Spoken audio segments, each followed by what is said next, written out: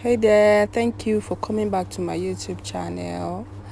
If you are an already subscribed person, thank you for your support. Thank you for watching. And if you are new, please join the channel by hitting the subscribe button.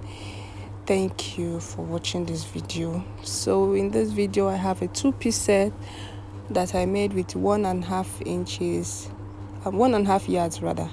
1.5 yards for the top and 1.5 yards for the trousers as well. I cut the trousers like palazzo.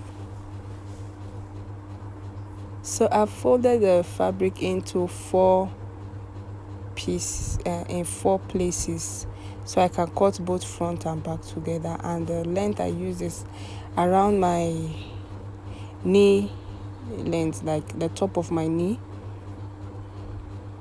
So I have 4 pieces like this. I want to cut front and back together. So as you can see, I'm making the mark for my neckline, the shoulder, the neck depth, and then now I'm going to make the armhole, the bust line, the waistline. So I'm measuring my bust point and my waist point, and then the rest of it will be A shape, as you see me doing with my chalk. The line is not very visible, but I could see it. So that's my armhole, and this is the neckline. Now I'm going to cut these marks out. I'm cutting both the front and the back together. I folded the fabric into 4, so I'm cutting both front and back together. Now I'm cutting the armhole for the front and back. I later slanted my shoulder. I didn't show it in the video, but I did that off camera. I'm just going to open this part. Remember, I folded into 4. This is the front and back together. So I'm going to separate the front and back now and make my front neckline deeper than the back, as you see me doing. And then the lower part of the front is where I'm going to make that triangular shape in front.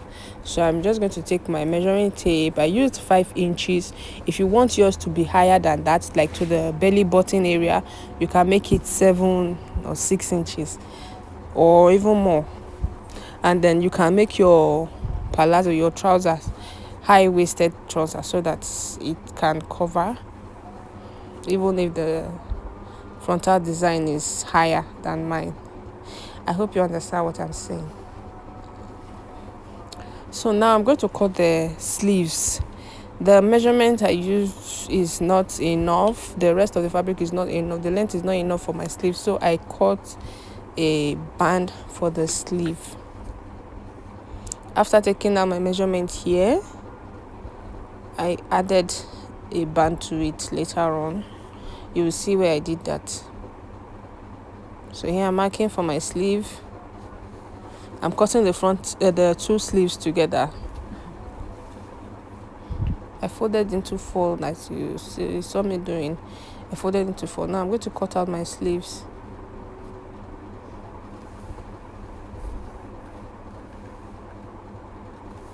And so you see here, I'm going to cut the band for my sleeve. I added about 3.5 inches to the sleeve to make up for the sleeve length. So I also cut that into 4. I folded into 4 that I cut in 2 places for 2 sleeves. So this is how it's going to be. This is how the band is going to be, like that. I hope you understand. Okay, so that's it. Now I cut lining. The lining I have here is leftover lining from another material. I didn't plan to use lining for this 2-piece set initially, but while I was cutting, I realized that it will be too light.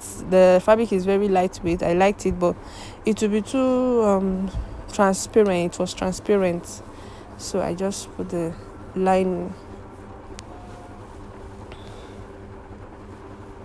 I used a random lining I saw at home, so I've used the lining to turn the neck for the front and the back, as you see me doing. Now I've placed the shoulders right sides on each other like that, and then I'm going to flip it with the lining of the two sides like this, so the 4 of them will be together, and I will sew like that.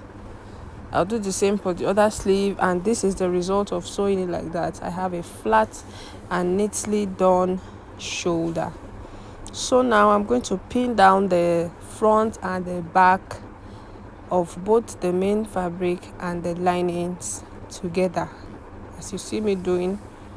I'm pinning from the lower armhole to the bottom of the top. So this is the back,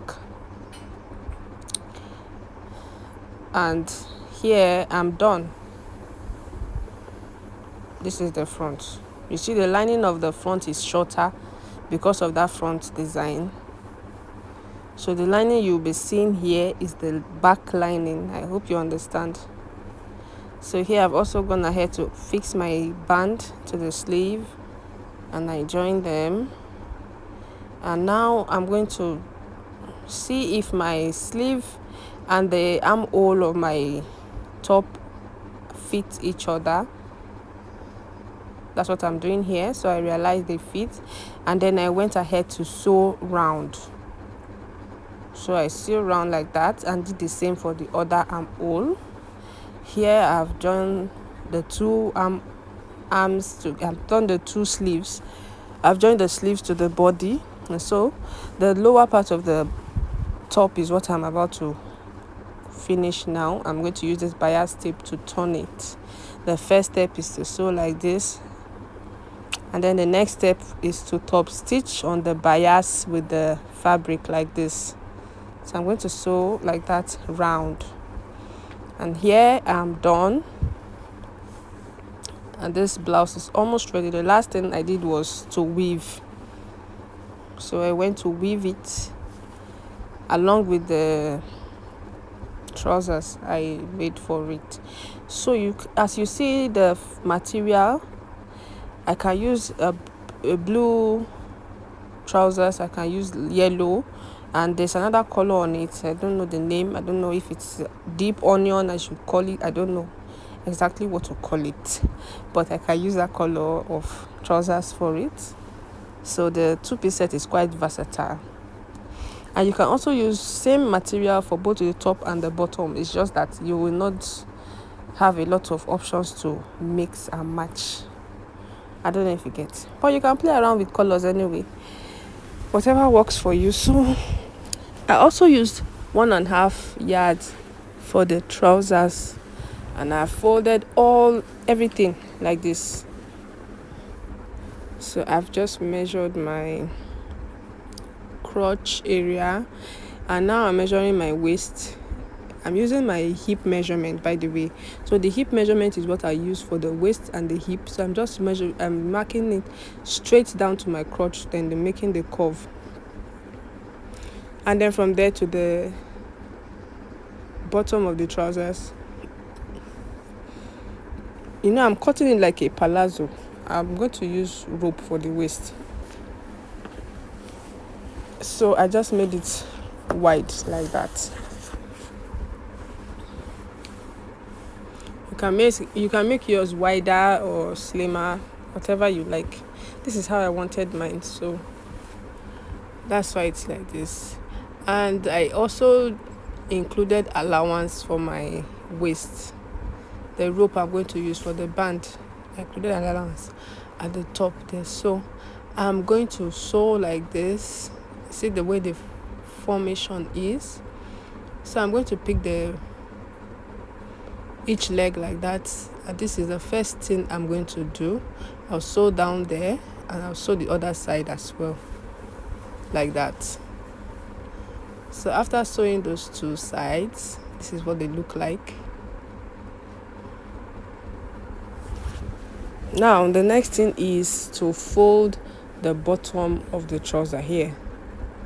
So I'm going to fold like half or 1 inch in, fold the two legs like that, and then after doing that, I'm going to now do my sewing from that end of the left leg to the other end of the right leg. I hope you understand. So here I'm done with that. The trouser is taking shape, as you can see. So what I have left now is the waist, the band. So I'm just going to show you here how I'm going to finish it. But I went to weave the trousers before I did the finishing. So I went to weave everything on the inside, and even the waist area I weaved. So here you see I sew round and left that 1 inch opening for my rope. You see the weaving, I've done the weaving. Everything is neat on the inside. So now I'm going to fix the rope. I'll pass it through that loop created. So I use the same material to sew my rope to 1.5. It's just fine for me. You can use 2 yards. My hip measurement is 38. So if your hip is around that measurement, you can use 1.5 inches.